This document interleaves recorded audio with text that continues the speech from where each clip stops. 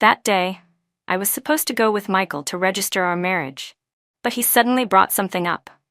He asked me to put my name down as the legal mother of the child his unmarried younger sister Lily had just given birth to.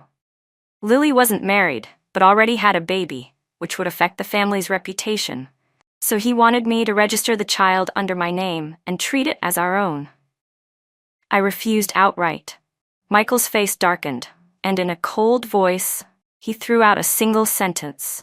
When I agreed to sign, that would be when we registered the marriage. After saying that, he turned around and walked away, leaving me standing alone in front of the Civil Affairs office. This was already the 9th time our marriage had been postponed because of his younger sister. Did he really think I would keep enduring it and waiting like before? I lowered my head and saw the latest post on Ethan's social media page, the man I loved the most. It said he was about to register a marriage with someone else. My heart ached so badly that I sent him a message. Do you want to get married? I'm at the Civil Affairs office right now. Just 15 minutes later, Ethan drove over at top speed, as if flying. We can really register? With you? His eyes were filled with undisguised joy, mixed with confusion, as if he couldn't believe his ears. Enough talking. Did you bring your ID? I asked. Ethan rummaged through his wallet and muttered that he had walked away from an $800 million contract signing just to rush over. You're not even letting me ask one more question? But when he held the marriage certificate in his hands, he stared at it for a long time, as though he still couldn't believe it. Did I really marry you? Yes, I'm really your wife now. After we finished signing, he said apologetically that he had to return to the company and told me to take a cab home by myself. I stood by the roadside waiting for a car when a black sedan stopped in front of me. The one who got out was Michael, and Lily was sitting in the passenger seat. Emily Shen, get in, he said. I tightened my grip on the bag holding the marriage certificate, then opened the door and got into the car. This is for you. He handed me a small box, and inside was a silk scarf. Michael had always been like this. Whenever he made me angry, he would give me a small gift to smooth things over. We both tacitly understood that as long as there was a gift, anything could be written off. Lily didn't say a word, only quietly stroking her handbag. When she glanced at the silk scarf in the box, the corner of her lips curled slightly. So it turned out it was just a promotional freebie that came with that bag. Just like every other time, I pretended not to notice and set the gift box aside. Lily's lips lifted into a faint, mocking smile. Where are we going? I asked. Michael softened his tone and glanced at his sister. To pick up the congratulatory gift, then back to Grandpa's place. Only then did I suddenly remember that today was Grandpa's 80th birthday banquet. We had already discussed going to congratulate him. Since we were going anyway, it would also be a chance to see him one last time. Through the rearview mirror, Michael secretly observed my expression. It was rare for him to take the initiative to explain. Emily, don't think too much. My sister isn't married and got pregnant. People will talk. If the child is registered under our household, it'll be easier for her to settle down and get married in the future. I replied calmly. That's true. Being unmarried and pregnant is already enough for people to gossip. Without even a boyfriend, they'll only say she's promiscuous. Registering the child under your household would probably be much better. Lily's face turned pale with anger when she heard that, and she spun around, glaring furiously. Michael hurried to step in. I mean under my and yours, he corrected himself, then turned to look at me, his eyes carrying a hint of expectation. I laughed, my voice cold as ice. What if I don't agree? His face immediately darkened. If you don't agree, then we break up. I nodded. Fine. He let out a soft sigh of relief, his expression visibly easing, as if he had completely misunderstood something. Because the fine I said meant agreeing to break up, he instead thought I had agreed to that proposal of his. He even broke into a crooked smile and joked as if teasing me. See, Emily, if you'd learned to be obedient a little earlier, we'd already have the marriage certificate by now. I didn't respond, only turned my face to look out the car window. The scenery outside kept flashing past non-stop, just like the 3 years of feelings between him and me, slowly drifting away from me at the same speed. His adoptive younger sister was the same age as Michael. She was the child his grandfather had once taken in. But from the day I met her until now, she had always been a thorn stuck between Michael and me. Going on dates, he brought her along. Eating out, she sat right beside him. Even in the house Michael and I lived in together, there was a room set aside specifically for his adoptive sister. I had expressed my discomfort more than once, but Michael always used the same sentence as a shield. "She's my sister. What are you even suspecting?" He had grown up with his adoptive sister, and their bond was as close as blood siblings. Every time he said that, I could only swallow all my discomfort and force myself to endure it. But that so-called sister had never known how to keep her distance. In front of me, she always deliberately acted overly close to him. When they got out of the car to pick up the gifts, she even deliberately looped her arm through his, intimate like lovers. From behind, no one would ever think they were siblings. And me? I could only sit quietly in the car, no different from an unrelated outsider. Over the past 3 years, most of the time I had been like this, always the extra person in the relationship between the two of them. I once thought that after spending 2 years pursuing him, how could I possibly be willing to let go so easily? Michael understood that, which was why he dared, time and again, to abandon me, even when we had already reached the doors of the civil affairs office. While I was drifting through those memories, my phone rang. It was Ethan calling. "Wife, I finished signing the contract, but I still have to entertain clients tonight, so I'll be home late. Remember to eat properly. I'll call you again when I'm done." I watched the phone screen light up and then go dark, only then snapping out of the chaotic thoughts. I was someone else's wife now. Everything had happened too fast, too suddenly, so fast that I hadn't even had time to get used to the change. But the moment I heard Ethan's voice, my heart felt inexplicably light. "Who were you calling?" Michael opened the car door just as I hung up. He looked at me suspiciously. "A friend," I replied casually. I didn't know why. I just didn't want him to know that I had already registered a marriage. At that moment, Lily also got back into the car, carrying the fruit gift and placing it on the back seat. She shivered and complained that it was cold. Before she could even pull down her sleeve, Michael had already reached out and taken her hand, enclosing it fully in his palm. "Let me warm it for you." That action felt like a slap across my face, as if my existence in that car had never existed at all. In that instant, I felt grateful instead, grateful that he had abandoned me at the civil affairs office that day.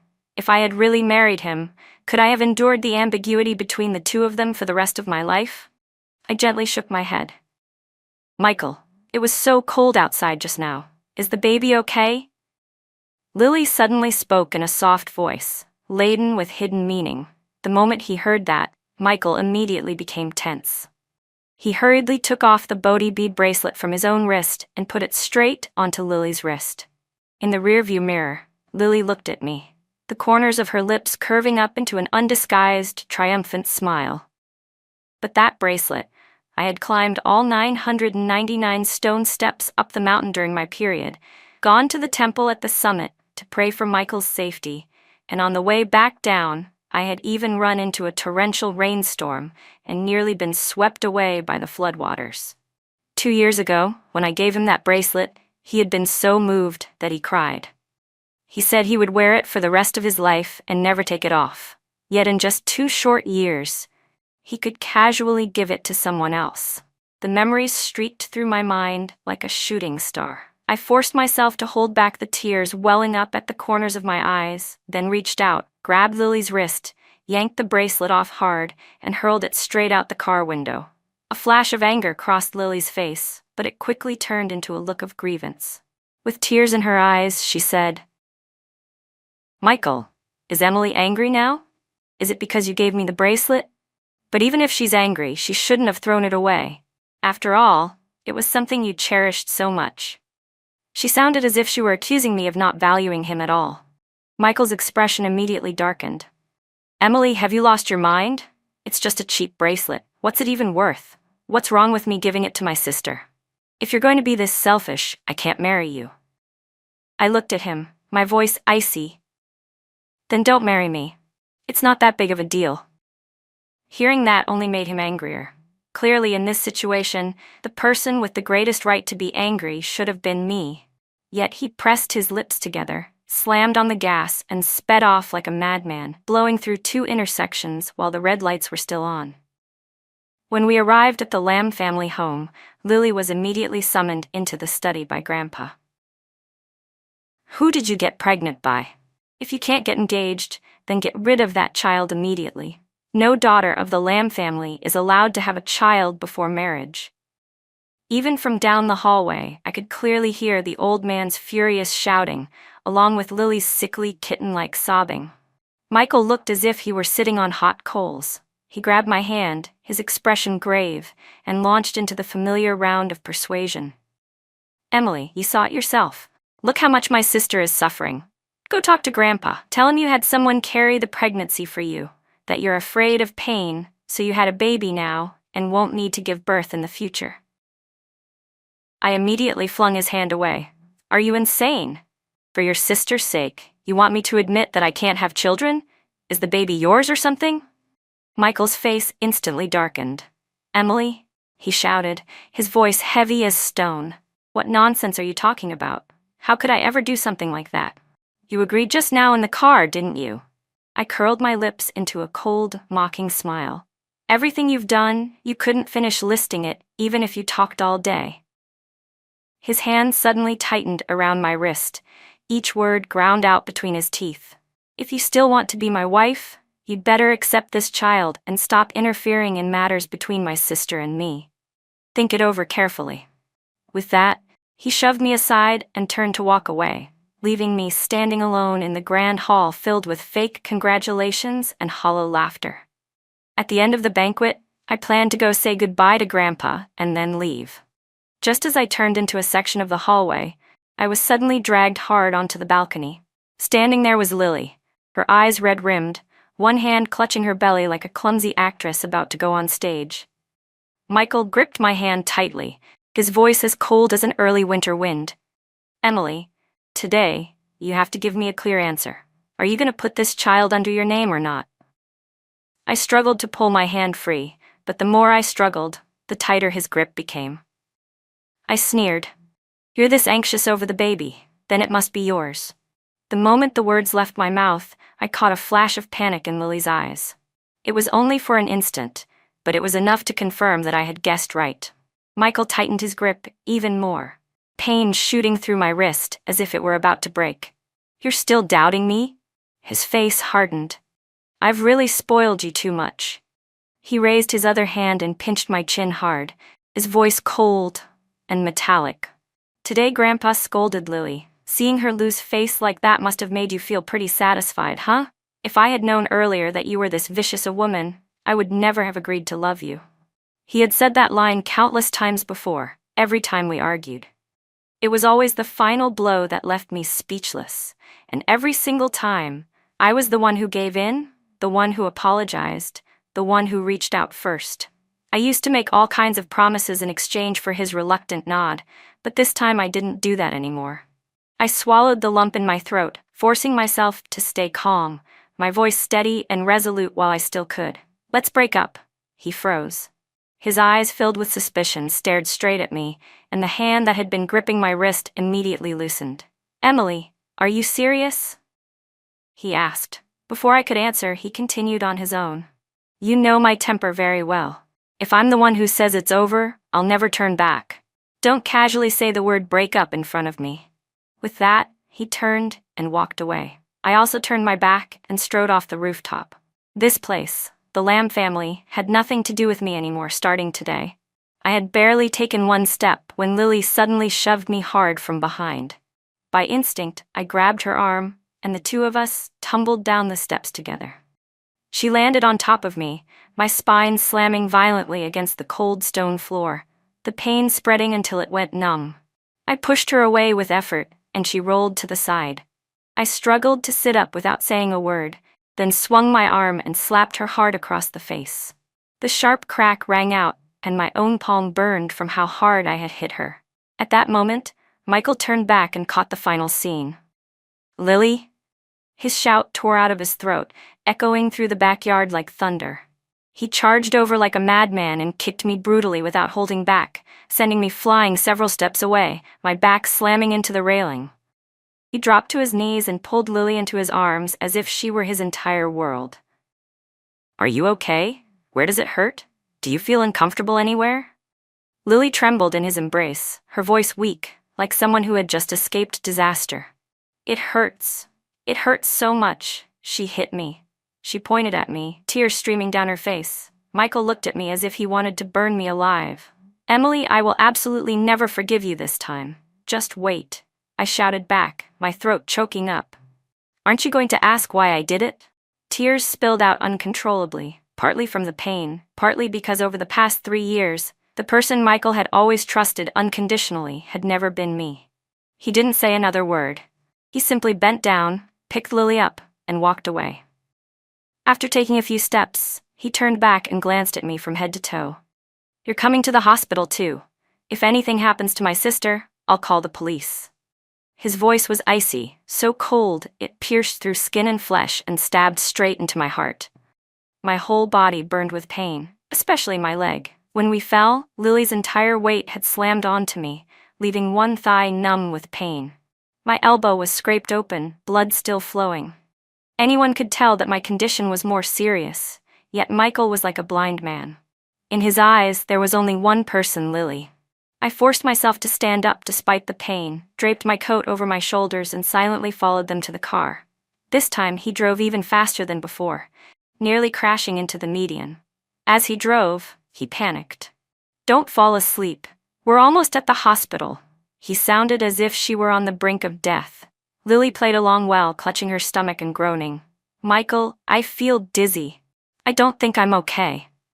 I sat in the back seat, silent, watching her, the same person who had just been secretly scrolling through her phone moments ago. At the hospital, after the blood draw and tests were done, Lily even turned to me and said weakly, "Emily, help me press the cotton pad tightly, okay?" I didn't respond, but I did as she asked. After pressing it down, I casually took the cotton pad and slipped it into my pocket. The test results came out quickly. Aside from mild anemia, she was completely fine. The fetus was developing well, with no signs of any abnormality. The moment he heard the words anemia, Michael's face turned pale, cold sweat breaking out across his forehead. "Anemia? How could that be?" "No, absolutely not. Lily has a rare blood type," Michael said urgently. "Emily, you also have a rare blood type. You can donate blood to her." As he spoke, he grabbed my hand and dragged me toward the doctor, almost issuing an order. "She can donate. Do it immediately. Start the transfusion for Lily right now." The doctor glanced at him and gave a cold, mocking smile. "We've already explained this. She only has mild anemia. Mild anemia during pregnancy is very common. There is absolutely no need for a blood transfusion." But Michael couldn't be bothered to listen to any explanation at all. "It must be done today. She's pregnant. If anything happens, who's going to take responsibility?" The doctor was about to continue persuading him when Michael pulled out his business card and tossed it straight onto the table. "This hospital has investment from my family. If you don't want to lose your job, prepare the transfusion immediately." All I wanted was to struggle free and get out of this place once and for all. Seeing that I had no intention of cooperating, the doctor sighed and looked at me with an imploring gaze. "You need to be clear about what you want." "I don't agree," I said. "My blood is not something anyone can take just because they want to." The moment I finished speaking, Michael's grip on my arm tightened even more. "Emily, you have to understand, Lily is pregnant. She can't afford any risk." I was shaking with anger, my whole body turning ice cold. "She can't be harmed, but I can? Am I not entitled to my own life?" My voice broke out of anger, pain, and despair. The man I had loved for 3 years in the end treated me like nothing more than a walking blood bank.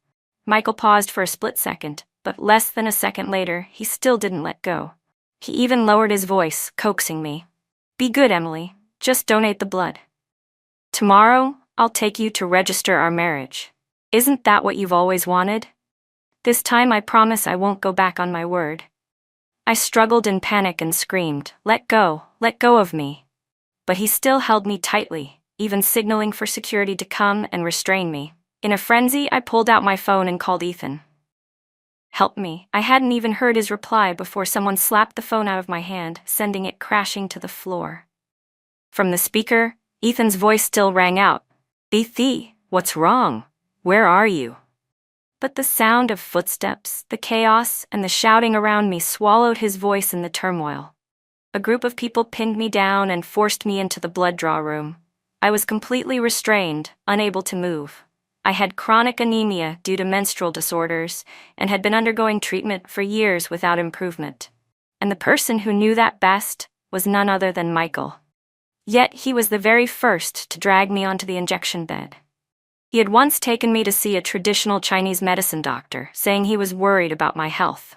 And yet, when faced with his sister, he could suddenly become blind, deaf, and mute all at once. In Michael's eyes, my health probably wasn't even worth a single strand of Lily's hair. I couldn't hold it in anymore. Tears poured down uncontrollably, like a dam bursting after a flood that had been building up for far too long. Watching the needle the nurse was preparing to pierce into my arm, I closed my eyes in despair. At that very moment, a rush of hurried footsteps thundered down the hallway. 7 or 8 people stormed into the room. A calm but ice-cold voice rang out. "Who gave you permission to touch my wife?" It was Ethan. He stepped forward without hesitation, pushed the nurse aside, and pulled me behind him, completely shielding me from the crowd. The entire room fell into dead silence. Michael stood frozen at the sight. He stepped forward angrily and shoved Ethan hard. "What did you just say? Who's your wife?" "The Thai is my girlfriend. Where are you taking her? Let go of her right now." He raised his hand intending to strike Ethan, but Ethan merely shifted slightly to the side and avoided it with an ease that sent a chill down the spine. His gaze never left me as he asked softly, "Thithi, who is it that wants to take your blood?" Ethan asked. I clenched my hand and raised it, pointing straight at Michael. The smile on Ethan's face vanished instantly, the gentleness dissipating, replaced by a gaze sharp as a blade. He tightened his fist and stared at Michael without the slightest restraint. Without saying another word, he swung a punch straight into his face. The dull crack of knuckles colliding with bone rang clearly through the breathless room. Michael staggered backward, and before he could react, he shouted hoarsely, "I'm taking blood from my own girlfriend. What does that have to do with you? This hospital is funded by my family. Who do you think you are, causing trouble here? Someone." He hadn't even finished calling out when a second punch came crashing down. Blood sprayed from his nose, splattering across his face. The security guards who had restrained me earlier immediately rushed forward to help, but Ethan's people followed close behind. 7 or 8 of them moved with ruthless efficiency, and within seconds the entire group of guards was taken down. None left standing. The guards outside heard the commotion and froze in place, not daring to step inside. Those 2 punches left Michael's eyes bloodshot, fury erupting as he finally abandoned all pretense of dignity. He roared like a wounded beast and lunged forward, trying to fight Ethan head-on, but before he could reach him, Ethan's men restrained him firmly. Ethan stepped around me, his gaze falling on my arm, covered in scratches and dried blood. He frowned and leaned toward the doctor. "Bandage her immediately. Use the best supplies you have." Then he bent down, softened his voice and asked me gently, "Emily, does anything else hurt?" That single gentle sentence was enough to make me break down completely. That kind concern was worlds apart from Michael's cold cruelty.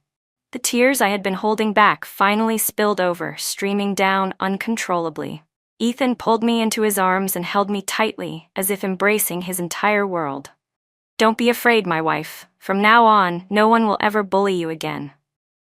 Michael collapsed into a chair, panting heavily, his eyes filled with suppressed fury as he stared at Ethan. "Emily is my girlfriend. Don't take this too far. As long as you don't touch her again, I can let what happened today slide." Ethan let out a soft laugh, utterly indifferent. "Your girlfriend? Emily is my wife. The one who should stay away from her is you." As he spoke, he tilted slightly and pulled the marriage certificate out from inside his suit jacket. He pressed a light kiss to it, then opened it and shoved it straight in front of Michael's face, like an invisible punch landing squarely on a man living in delusion. Not stopping there, Ethan quickly pulled it back and carefully tucked it into his pocket, as if afraid some madman might snatch away his treasure. Michael's eyes flew wide open, his whole body stiffening as shock froze him in place. After a long moment, he finally burst into laughter and shook his head. Ha! Stop joking. You dare wave a fake marriage certificate in front of me? Let me tell you, don't play such a ridiculous trick. This afternoon, I was even planning to take Emily to register our marriage. When I left the civil affairs office, she was so angry she was practically in tears because of me. She loves me that much. Where would she even find the time to go register with you? So he knew I was angry. He knew exactly how deeply I had loved him. He knew everything, yet he still abandoned me again and again, still left me waiting under the scorching sun. Waiting in front of the civil affairs office, waiting away my youth. Knowing all that, he still chose to be cruel. There was only one explanation: he had never loved me enough. Just then, the doctor standing nearby spoke hesitantly. So, do we still need to proceed with the blood transfusion for the pregnant patient? Michael said nothing. Ethan shot him a single glance, cold to the bone. The doctor immediately bowed his head and withdrew. Lily opened her mouth, clearly wanting to cut in, but then swallowed her words and didn't dare make a sound. At that moment, Michael turned to look at me, his gaze dark and heavy. Emily, you really want to register a marriage that badly? Fine. Tomorrow we'll go. When the time comes, we'll hold a real certificate and shove it in that guy's face until his eyes pop. As he spoke, he shot Ethan a venomous glance, his eyes full of resentment, as if he were still dreaming that I belonged to him. At the same time, he was waiting for my answer, just like every time before. Whenever he brought up marriage in the past, I was always the one who nodded happily first. But this time, I said nothing. A flicker of suspicion flashed through Michael's eyes. Ethan didn't even spare him a glance. He simply turned to me, his voice softening. Wife, let's go. Where do you want to go first? I suddenly remembered the blood-soaked cotton pad in my pocket. There was one place I absolutely had to go back to, his house. I want to get my things back. Michael's face instantly darkened. Damn it, who are you calling wife? She's my girlfriend. A storm surged in his eyes, like something that belonged to him was being snatched away right in front of him. He clenched his fist and took a step toward Ethan, but in the blink of an eye, as if realizing he was no match at all, his body stiffened and he silently pulled his hand back. Ethan didn't bother paying him any attention. He simply took my hand and left without hesitation. Michael stood where he was, watching us walk away hand in hand, his eyes filled with unwillingness. The very next second, he chased after us. Lily called out to him from behind, but he didn't turn back even once. When we arrived at Michael's house, he reached there as well. He stayed close at my side, his eyes constantly scanning my expression. His voice urgent. Emily, you're using Ethan as a shield, right? Just because I didn't register with you today, you're deliberately trying to provoke me, aren't you? I didn't respond. He seemed to take my silence as hesitation, and suddenly made up his mind, reaching out to grab me. Tomorrow we'll go register, okay? I swear, this time there won't be anything else getting in the way. The moment his hand touched me, Ethan stepped forward and slapped his hand away.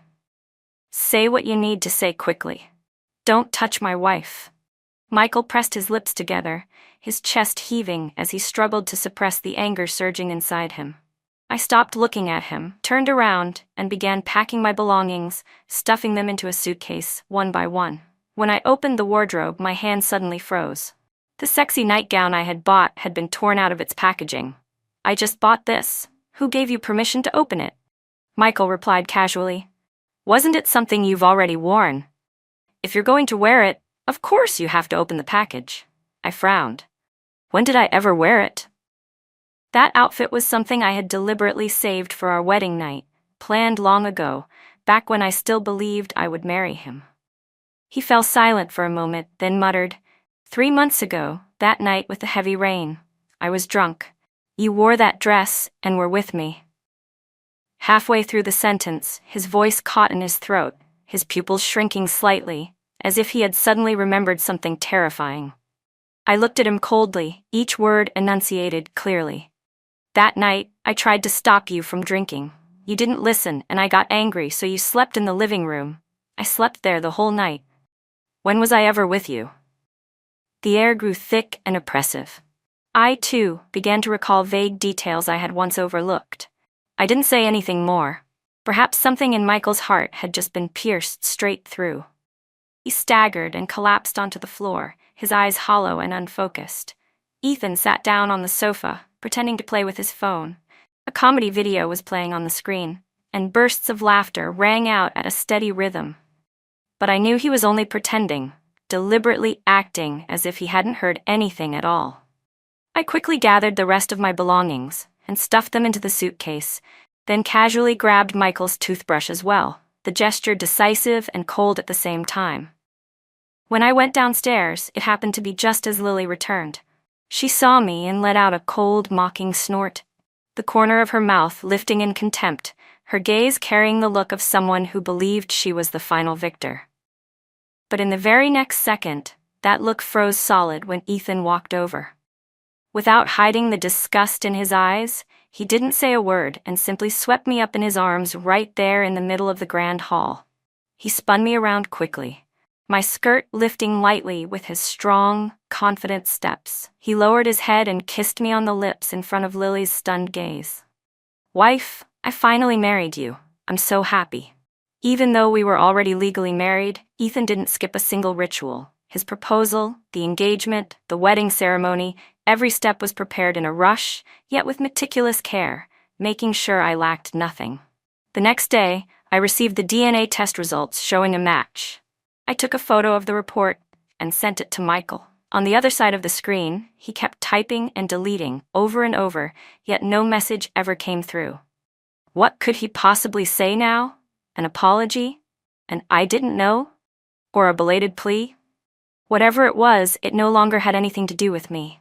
He had accused me of making false claims with his own mouth, yet in the end, it was his own sister who ended up pregnant with his biological child. I sat at my desk, my heart heavy.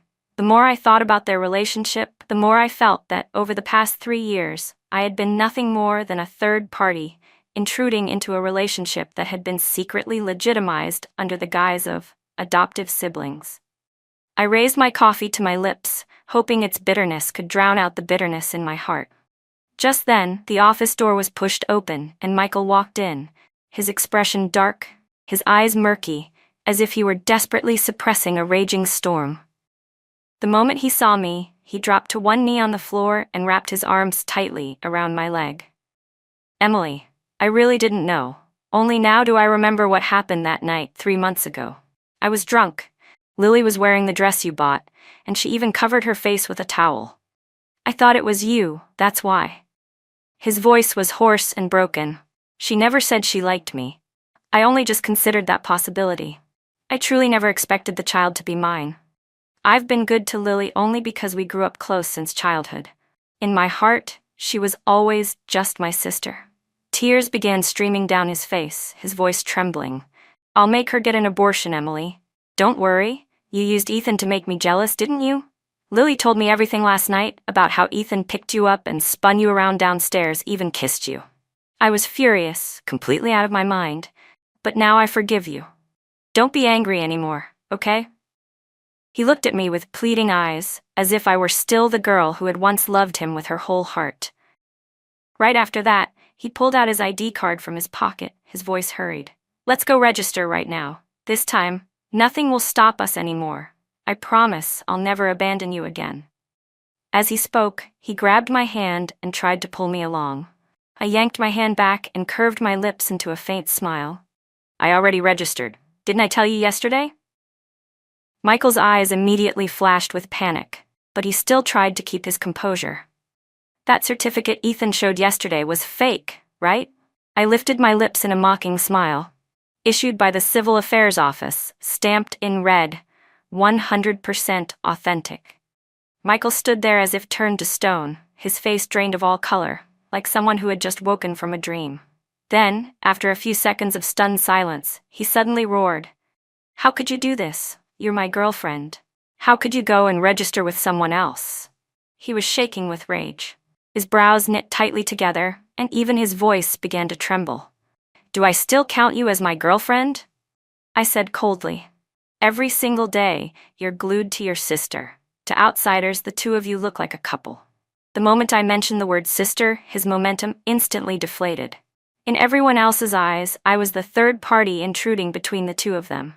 Even the house that was supposed to be our marital home had a separate room set aside just for her. Every time you bought gifts, you bought hers first, and I only ever got the free add-on. Was it that I didn't deserve good things, that I was only fit to use promotional items? Or was it that you were only willing to spend money on her, while with me, you pinched every penny? If I had truly mattered to you, you wouldn't have treated me like this. Do you even know how many times we went to register our marriage and failed? I raised my index finger and bent it down once. 9 times. A full 9 times. People say never more than 3 tries, but you abandoned me 9 times. If it weren't for my tolerance, I would have left long ago. But no matter how much one endures, it's impossible to keep putting up forever with your coldness and contempt. I'm the eldest daughter of the Ning family, not someone no one wants. Why should I tie myself to a rotten, decayed tree like you? With every word I spoke, Michael's face went from flushed red to deathly pale. He stammered, his voice weakening. Emily, why are you holding grudges like this? It was clearly his fault, yet now he was blaming me for remembering too well. I laughed out loud, the bitterness of it cutting straight through my heart. People remember because they were hurt. No one harbors resentment without first being wounded. I'm not a magnanimous person. If you like someone magnanimous, then go marry her. Or better yet, just marry your sister outright. She schemed every possible way to get pregnant with your child. She's gotten exactly what she wanted. At least that way, you won't keep hurting anyone else. The moment I mentioned Lily's pregnancy, Michael's face darkened instantly, but he still tried to keep his tone gentle, familiar. Emily, you're being impulsive again. I came here to marry you, and you keep pushing me away. That single sentence dragged countless past wounds back to the surface. He had always been like this. Every time I spoke the truth that made him uncomfortable, he would start manipulating my emotions, calling me hot-tempered, impatient, not generous enough, unfit to be a good wife or daughter-in-law. All of it was nothing more than an excuse to cover up his selfishness and betrayal. Every word he had said had quietly eroded my self-respect over the past 3 years. I turned my face away, unwilling to look at him for another second. Emily, you love me so much, I know that, he said urgently. Marrying Ethan was just to make me angry, right? Be good. Divorce him. After the divorce, we'll go register that very day, okay? Even now, he still dared to be this confident. I curled my lips, my voice icy. Stop standing here making me sick. Get lost. Even if I didn't marry Ethan, I would marry someone else. Even if you were the last man left in this world, I would never register with you. He was about to say more when his phone rang. I stood there silently while he answered, his voice suddenly harsh. You've got a stomachache. What does that have to do with me? Go get an abortion. The Lamb family has no place for you. After hanging up, he immediately turned back to me, forcing a look of sincerity onto his face. See? That's how I treat her. She deliberately got pregnant to trap me. It's not my fault. Emily, give me one more chance, okay? To her, he was cold as ice. To me, he lowered his head and begged, soft and pleading. But I no longer cared about any of it. While he was still talking, I pressed the call button for security. From now on, this man is not allowed to step into this company ever again, I said flatly, not blinking once as security dragged him out. Michael still struggled unwillingly. Let me pursue you again from the beginning. I'll accept anything, he said. I thought I had made myself clear enough that he would know to let go. But no. Every morning without fail, he stood right in front of the company gate, holding a huge bouquet of flowers and waiting for me. The more clearly I rejected him, the more stubbornly he clung on. There was even a time when I went shopping, and he secretly followed from a distance. Another day, when I went out to eat with Ethan, the moment we stepped out of the restaurant, I saw him already standing at the entrance.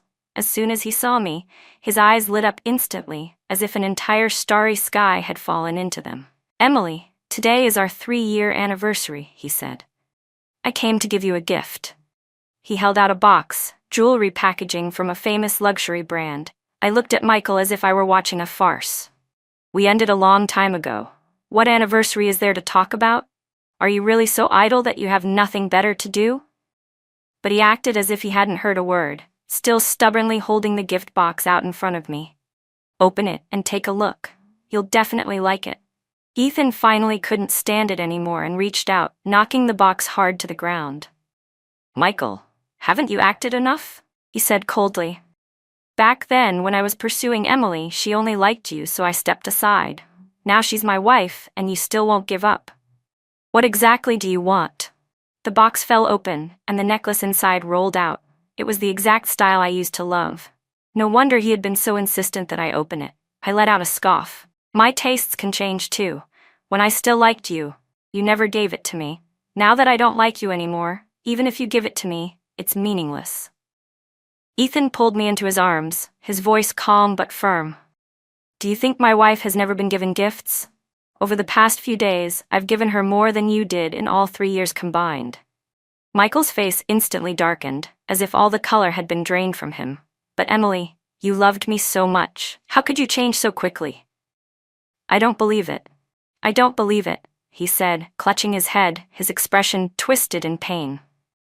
Just then, Lily suddenly rushed out from who knew where.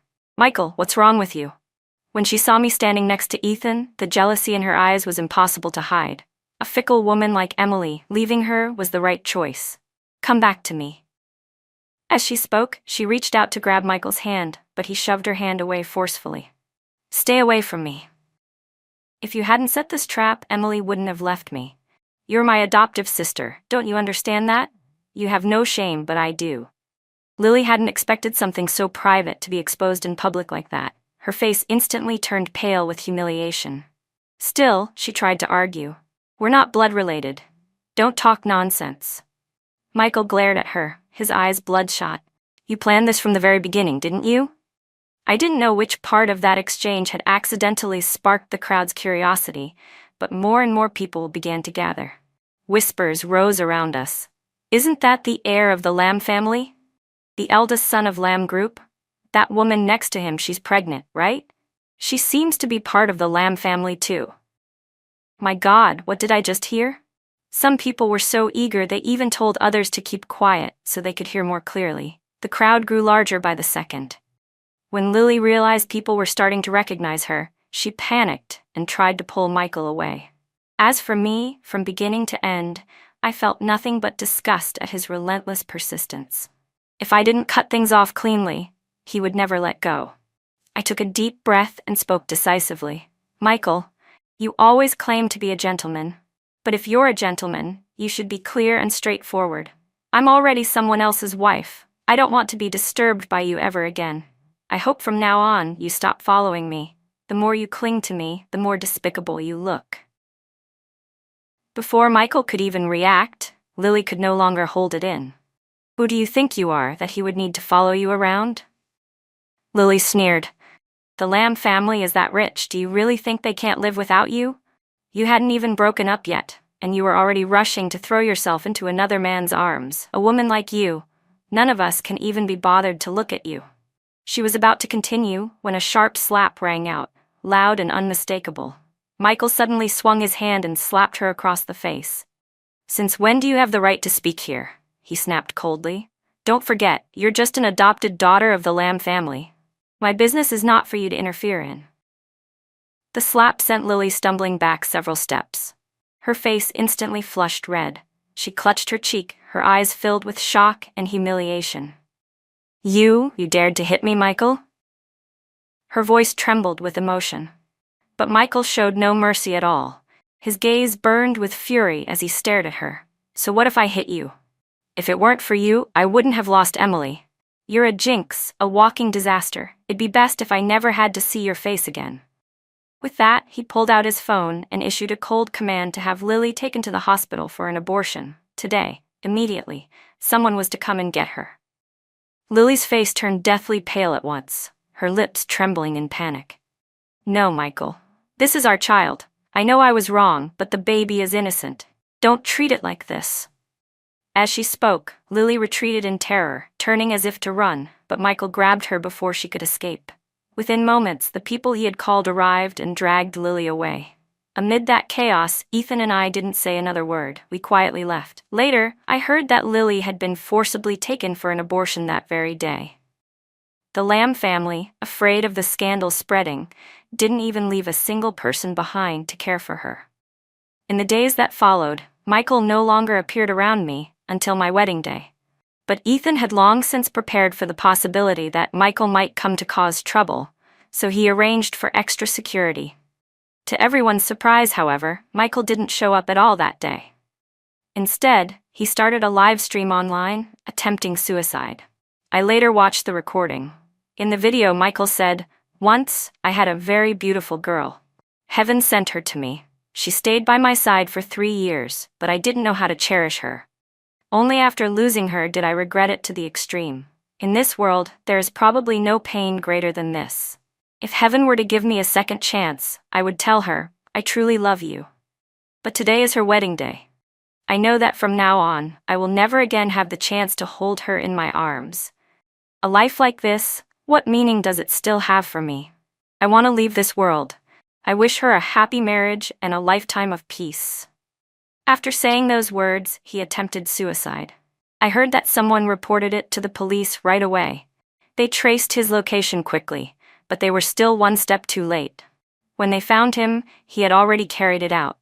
Although he was rushed to the hospital in time and his life was saved, he was left with permanent aftereffects. His speech became unclear, his reactions sluggish, like someone suffering from early-onset dementia. His parents called me many times, hoping I would go visit him at least once, but I refused every time. Later, I received a message from him. "Emily, I'm sorry. I once thought that no matter what happened, you would never leave me, so I didn't know how to cherish your feelings. That's why I hurt you again and again. But heaven is fair. In the end, it still punished me. You must have seen the news by now." Knowing what he looks like now, someone like him doesn't even dare to look straight at himself in the mirror. A person like that has even less right to appear in front of me. But he said he would use the rest of his life to wish me well, and also hoped that I could let go of my resentment and send him one sincere blessing. I didn't reply. Every adult has the right to make their own choices, and they must also bear the consequences of those choices themselves. Whether one is happy or not has never depended on blessings from others, but has always been held firmly in one's own hands. All I need to do is live my life well. As for everything else, it no longer has anything to do with me.